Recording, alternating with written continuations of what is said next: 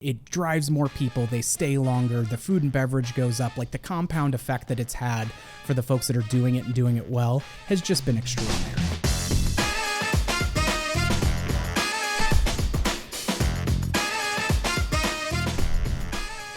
Hi, I'm Russ. And I'm Danny.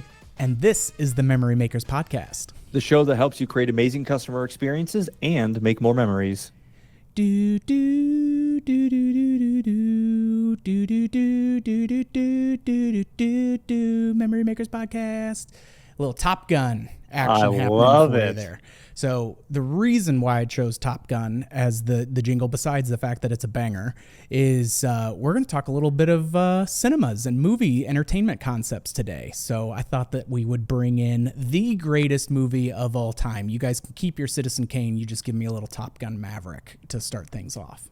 I'm glad you specified that the Maverick is, because Maverick is a much better movie than the original. Much better it's in every way. It's the same movie, dude. It's the exact same movie. It's like, okay, instead of volleyball on the beach, we're playing dogfight football. Like, I literally, as I watched that, I loved it. But I was like, oh, okay, I remember this part from that movie. I remember that. Like, it was a step and repeat, but it was awesome.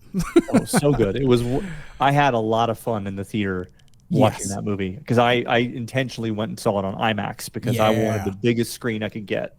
Let's go. Yeah, that is definitely a cinematic experience for sure. And the reason why I wanted to talk about the cinema entertainment concept is from a couple of things. One, we went to Dine-In Cinema Show earlier, our Cinema Summit. We went to the Cine Show. We've been working with a lot more movie owners and operators that are starting to diversify. And as you know, I know, Danny, the inherent draw that movie theaters have when they've started to sprinkle in entertainment concepts and more of an FEC model into their roof and under the hood, whichever analogy you want to go with, it's a game changer for a couple of things. One, for the cinemas, and we'll talk about how it's positively impacting them. But when you have the inherent draw of the studios and being able to get some marketing to get people into your center to begin with, and now, being able to have more on-site amenities and experiences for them to do, cinemas have an opportunity to be a major disruptive force in our industry, more so than when bowling entertainment centers and trampoline parks were starting to move to a more of a blended entertainment model. But, this whole thing started back in about 2009 with Synergy and Cineplex starting up and evolving from the dine-in concept, right? And so this was something that they felt was the next direction of how to have a new niche offering. And then you've seen Cinemark and B&B Theaters and Santikos and Celebrity and Fat Cats and Evo, like all you've had over the last 8 or 9 years, a wide variety of premium operators in the theater space starting to develop these models. And there's a good reason for the direction that they're going in, because it's proving to be very profitable for them. Yeah, and a verbiage, a term we're going to be using here is Cinema Entertainment Center, CEC. Similar to how when traditional bowling centers evolved, they became bowling entertainment centers. Yeah. And there's just terminology to help be kind of like the umbrella to let people know it's not only the movie theaters and the concessions. Now it's this whole other entertainment unit that's part of it as well. So when we say Cinema Entertainment Center or the cinema entertainment model, that's what we're referring to. And these big groups that you've mentioned and how it's continued evolving over time, they've been able to have some sophisticated takes on things like axe throwing and escape rooms, bowling, arcade redemption, food and beverage, laser tag, mini golf, all of the attractions we're very familiar with on the family entertainment center and location-based entertainment side of things, because we've been, those are the usual suspects that we've seen for decades at this point. Yeah. And what they've found is that when bringing in and incorporating additional entertainment, it has a big impact on things like the length of stay, the frequency of visits in a given year, the per cap spending, and it also helps them attract new audiences. And all of those things, especially in this moment right now, are very helpful and valuable, because cinemas and theaters have been facing unique challenges and obstacles over the last couple of years of all of the different streaming platforms, and certain movie studios going direct to streaming with certain movies, and there haven't been as many of the giant movie releases, and there hasn't been as much traffic going to the theaters as there was back before COVID hit. And so all of these things are coming together to kind of make this a unique situation, and this kind of special sauce for theaters and cinemas to be able to take advantage where it makes sense, because it won't always make sense in every single market, which we'll get to on a large scale, to do a giant version of this. But many of them are finding success, and we want to talk about why. Yeah, and that's the one thing. So I was on a panel at CineShow with Dennis McIntyre and some of our friends from Schaefer and Redemption Plus, just talking about what this whole thing can start to look like. So theater operators can start to get a sense of, hey, what does this look like? What are the pros, the cons, all of that stuff. And we're going to highlight some of those in here today. But it also is one where getting there's two different pieces. One, you have existing theaters who want to convert and want to evolve and want to change, and have some of these new pieces. There's some limiting factors where, okay, do I take some theaters out? Do I have the ability to add on to my building? How does that start to actually have a positive impact, and I'm not setting myself up for poor sight lines, or people don't know that it's actually there, all of that good stuff.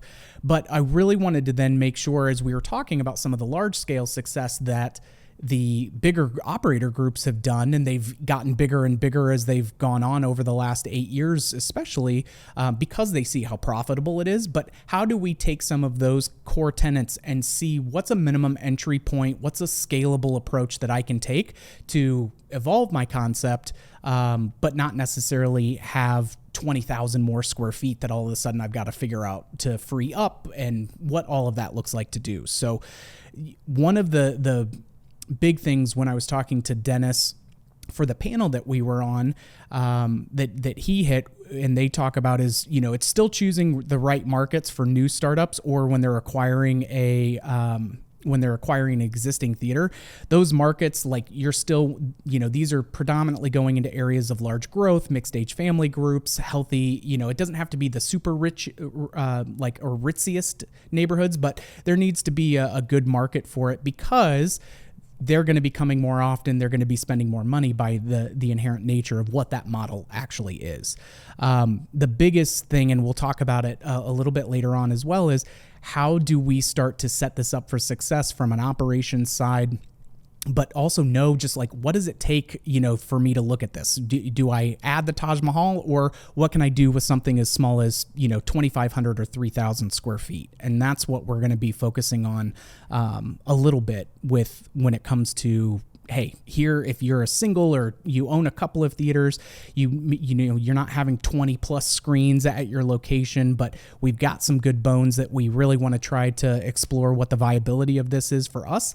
You have an inherent advantage, because a lot of these big chains, they're only going to have one or two, maybe three or four, if it's a really big market like Dallas, Fort Worth, and other things. Like, not all of the theaters in a market are going to evolve to this huge concept. And so for those who have the ability of, hey, maybe we're a little bit of a smaller footprint, and we can do some of these we can be first to market in our environment before someone comes in and builds a whole big brand new one. And so there are great opportunities for the non-big operators to have a chance at making great revenue by looking at this type of model for it. One caveat I'd love to just add in before we get into some of the specific takeaways and minimum entry points that you just discussed is, I think it's important for us to reference this. At no point are we saying that this is a replacement for cinemas and theaters. At no point are we saying that, theater and cinema is dead and movies. That is not at all what we're saying. Because from a historical standpoint, the movie theater industry has had such a cultural, it's woven in the cultural fabric of our society. And it's been so important of some of our best memories as kids, and even today, of going to the movies and experiencing these stories and watching these heroes on TV. That is special. That's not going anywhere. Mm-hmm. We're simply offering, hey, what's a solution to, instead of replacing that, be a value add to it so that you're able to get even more people in the door to experience your venue. You're able to get them to stay longer, and you're able to be able to generate revenue that you get to keep all of it instead of having to give so much of it away to the studios. And so it's just a different way that you can incorporate new pieces into the existing kind of framework and model that you know really well. And that's what this is. So I think it's important for me to specify that. You're 100% right. And to that point, Dennis McIntyre was even telling us, look, there are kind of two distinct camps. There are people that are on board with this, and then there are people that are crying, this is heresy. This goes against our core concept. We're not passing judgment. We're just passing along successes that we've seen for folks that are looking to diversify, and so it's, yes, that's an excellent point. Excellent point. The other interesting thing, as far as the movie industry still being alive and well. So when you look at something like the IAPA benchmark survey for all of the FECs and things across the country, when you look at some of the breakdowns, they'll typically say, hey, our average frequency of visit is, 2, maybe 3 times a year. Theaters are still hitting anywhere from 5 or 7 times a year for a lot of their guests. And so this now, you have the opportunity to bump that up from, 5 to 7 or 7 to 9 potentially, because if you have things like a good food and beverage offering, or you have more stuff for them to do, they'll come, depending on what your size and scope is, like they'll come just for those things, even if they're not going to see a movie there as well. And the other point that you made, Danny, of controlling that revenue. So, it doesn't have the same profit margin as what popcorn does, but you're keeping your revenue in there, and so it's definitely a big boost to the bottom line, and we're seeing that across the board. So one of the things that I thought we could kind of start with is, okay, let's say I'm not a big, huge entity, and I've got a limited amount of space potentially to look at. The big thing is if you're, what I would recommend to folks is at least start with an arcade and redemption area. If you don't have room to add in everything else and all of this other stuff,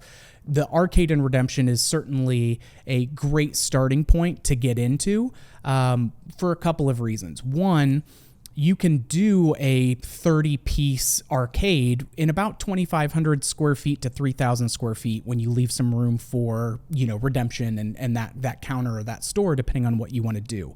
And while that can seem like it's a lot of square footage, the revenue and the cost per square footage and all of that stuff is really, really fantastic.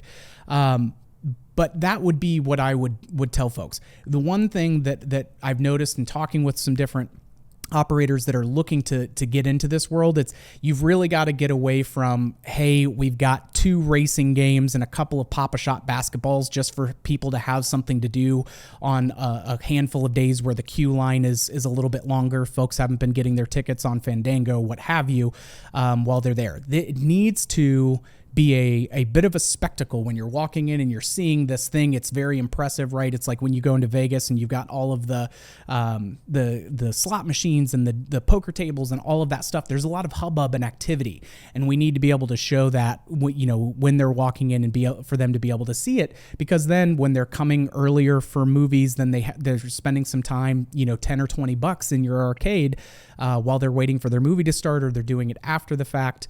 When it goes into there. And so the other reason why I like the arcade and redemption model is that there are a couple of different pathways that you can enter the foray and not necessarily have to be a seasoned operator to be successful at it. And so with arcade and redemption, you could lease your games, you can buy your games, but then have a route operator. Like there are some folks, and Dennis talked about this as well. And so did folks at Synergy and Cinemark and elsewhere. It's like, it's a totally different business. And so how it's staffed, how it's run, how you do all of these other things, like it's a different beast in how you run that in there. So that's part of the learning curve. And by having, hey, we can ease what our financial entry point is by having the games done through a route operator. They're able to handle the heavier maintenance items, things like that. Now, for a little bit less staffing and a little bit less initial investment, I can start to enter that world until I really feel like we get the team up to speed and comfortable in taking that over in full. And so one of the things that we've seen is, let's say you've got a 30-piece arcade. Well, those games, and in talking with Dennis, seeing what a variety of their things do, as well as other operators, like those games can each earn $200 to $600 per game per week. And so if you have a 30-piece arcade, you could be doing 6 to 12 grand pretty conservatively in a week off of this. And so there's a lot of revenue that can come with it.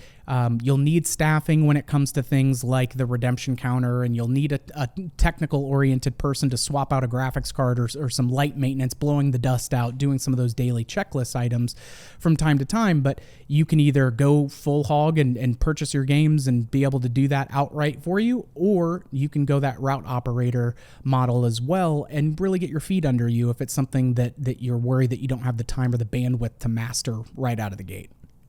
And I think what you had mentioned about making a spectacle of the arcade is important, because think of it, there's a minimum critical mass that needs to be hit for an arcade to be valuable. Yes, We've sir. all walked through, whether it's a hotel or a resort or maybe an airport or something like that, and you see an arcade and it's got 4 or 5 games and it looked pretty rinky-dink and no one's in there playing. That's exactly why. It's too small to have an impact. So when you can get to that minimum threshold that you're talking about, 25, 30 games, that's where things can really kick into gear. Yeah. Well, and we see this in other verticals, right? When bowling started to move over, like take Woodland Bowl, for example, right? Indianapolis, mid-sized market, a little bit on the, it's a top 25 city, but cost of living, all of that kind of stuff. When they moved over and started adding their arcade has like 40 or some pieces, but they're doing nearly $750,000 every year out of that location. And so there is huge earning potential. And it makes things, your birthday party packages, other things that you want to do. It's passive income. They're not coming for the arcade, but man, are they staying and spending more time and money while they're there when you've got it. And so that to me is the best starting point of, hey, I want to do something. I want to have something that's new. Anything that you're doing, you're going to have something around a 2,000 and 3,000 square foot footprint, whether it's for a larger, attraction like our mini golf and laser tag and things like that, or your arcade. The arcade then has a couple of options to meet you where you are. And there are fantastic resources out there with Betson and Schaefer and Player One. Like those cats are fantastic at helping with that and do a lot of work with more and more cinema groups every year. Go ahead. If we start with the arcade and redemption, let's say we want to go the next step, because we're not yet talking about the full-on attractions like laser tag and mini golf, which we'll hit on. The next piece up that people can consider is something like a hybrid style attraction. That we use the word hybrid because it's bigger than an arcade game, but it's not as intense as a full-on mini golf course, as an example.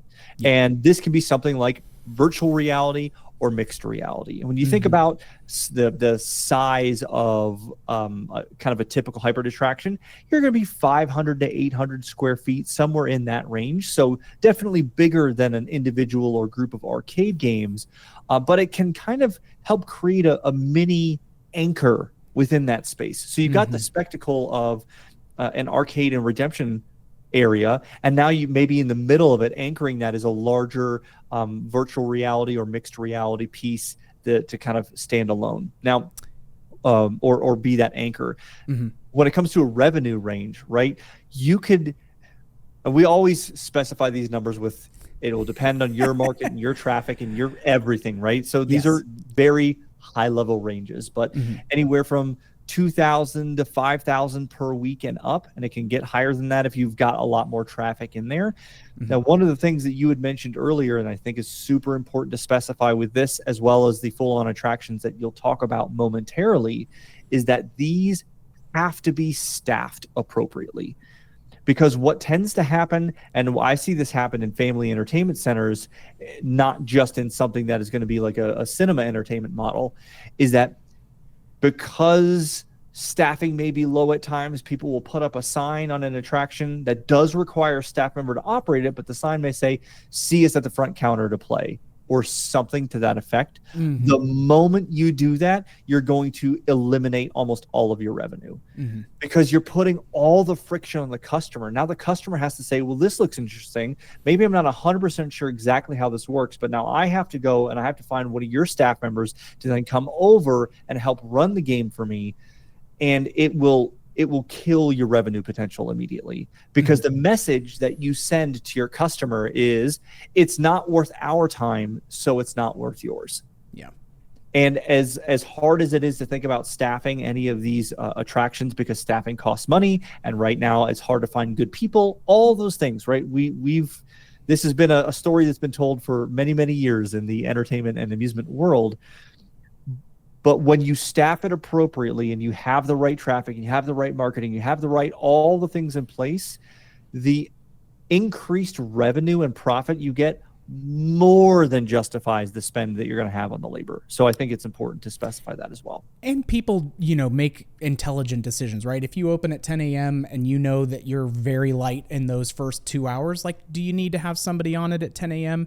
No, but just understand that if for the people that do come in, their point of entry or the psychological barriers are going to be stacked a little bit against you if it's not staffed, for sure.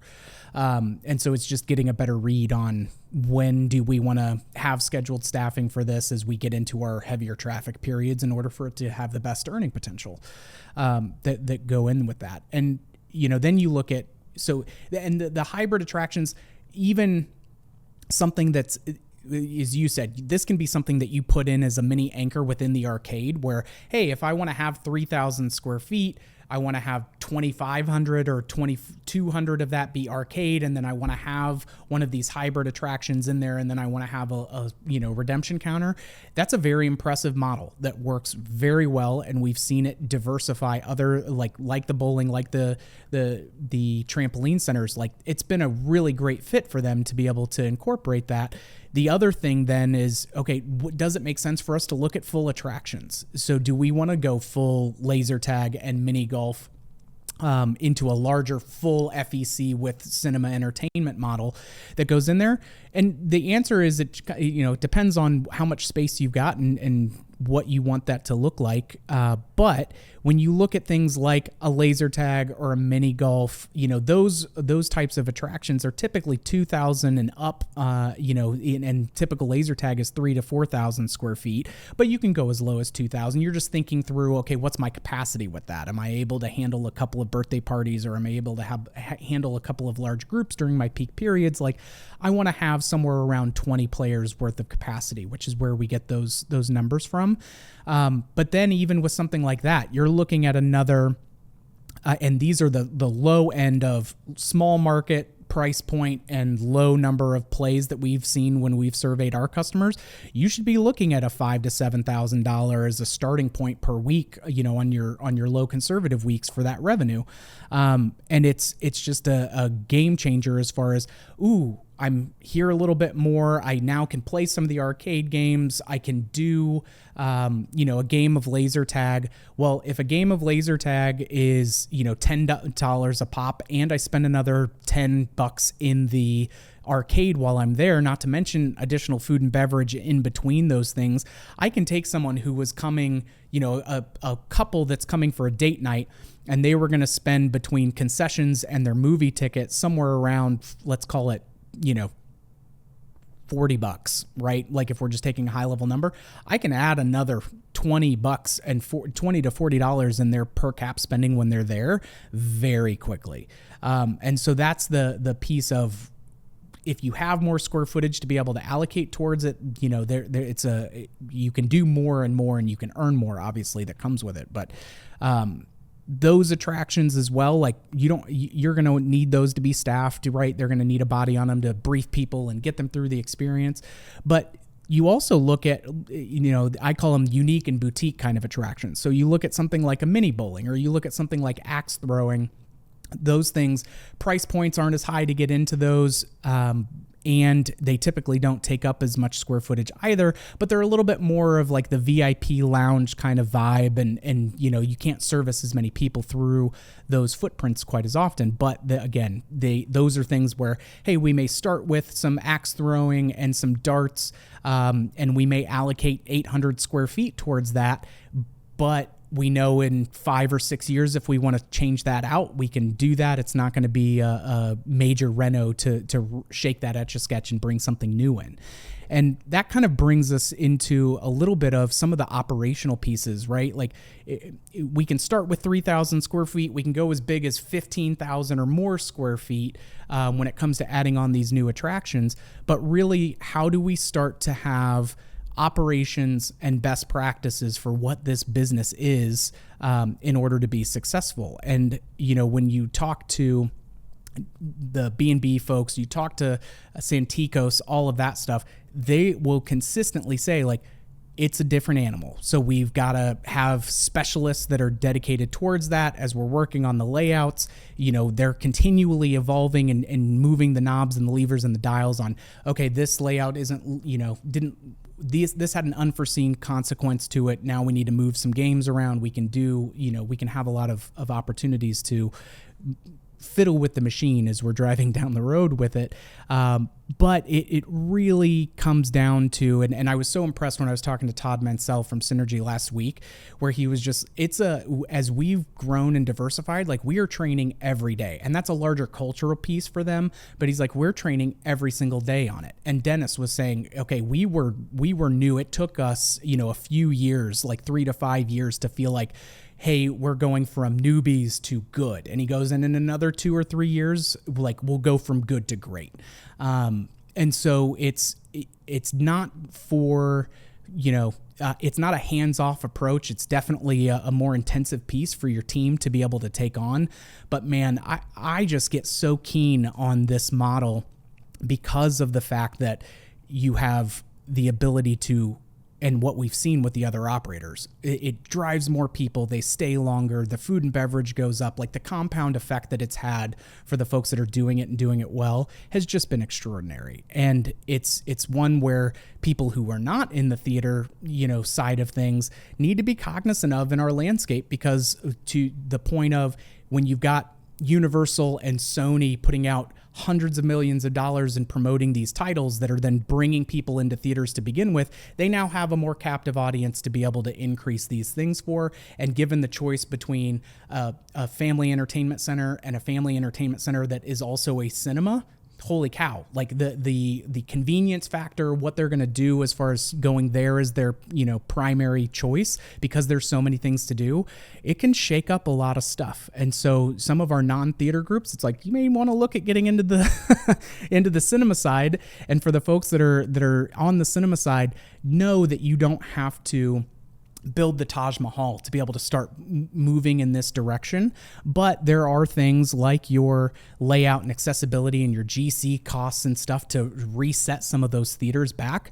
It can be a not a small investment. It's not gonna cost you $5 million by any means, but it's just things to be cognizant of as you're really weighing the pros and cons. But man, I'll tell you, we've seen enough of these big operator groups, and when all of their new concepts or new properties that they're looking to take over, with the consolidation of that marketplace, they're looking at, can we bring in an FEC model, as part of this to tie into it. And so it's going to continue to be a disruptive force, both for the theater industry and for the out-of-home entertainment industry, as a whole. So as we get ready to wrap up here, I'll add one thing, because you had mentioned that between the cinemas and the kind of entertainment venues, it's very different operational models, requires very different training, a lot of different things. One of the things I'll say is it's important to shorten that learning curve by going to educational events. And we'll just go ahead and say, shameless plug for one of the events that we host, Amusement 360, which we'll have 2 again coming in 2025. And it's a great place, whether you are a brand new startup and looking to open an FEC, or you have an existing theater that you want to add some of these things to, or you're an existing FEC operator. All of these different business owners and entrepreneurs looking to get into the industry, come together for a couple days of education, socialization, and networking. And all of them leave with valuable tools that gets them to their goals faster, more effectively, and more efficiently. So whether it's our event, like Amusement 360, or any of the other educational events that exist within the amusement and entertainment space, please go attend the educational seminars, learn from others, because that is a way that you can get from bad to good to great a whole lot faster, and learn from the mistakes that maybe other people have made so that you don't have to make them yourself. So for us, as we look at this, and we wanted to be able to share some of the, we've been in the entertainment and amusement side for a long time at Creative Works, and we wanted to share some helpful tools and tips and things to think about if you have a cinema or movie theater and you're kind of maybe contemplating how to increase revenue or be able to get guests in the door faster, or stay in longer, reach new audiences. This could be a helpful way to do it. We only just barely scratched the surface of amusement. We could spend hours and days talking about this, but hopefully you took away some pieces that will be helpful nuggets and be the seeds to start your own research to see what might make sense for your particular business. I love it. I think that's a great spot for us to wrap up. And so with that, you guys know we have our weekly episodes rolling out, and we've got some fantastic partner interviews and operator interviews coming up next. And so we'll keep rolling that stuff out your guys' way. If you liked what you heard, don't forget to subscribe and leave a review. And we always appreciate that 5 stars. Please and thank you. If you've got ideas for future episodes, topics, or guests, follow us on social media, send us a DM. And as always, big shout out to Mikey Mike on the ones and twos working the Ultranet for us. And thank you for joining us. And we will catch you on the next one, Troublemakers.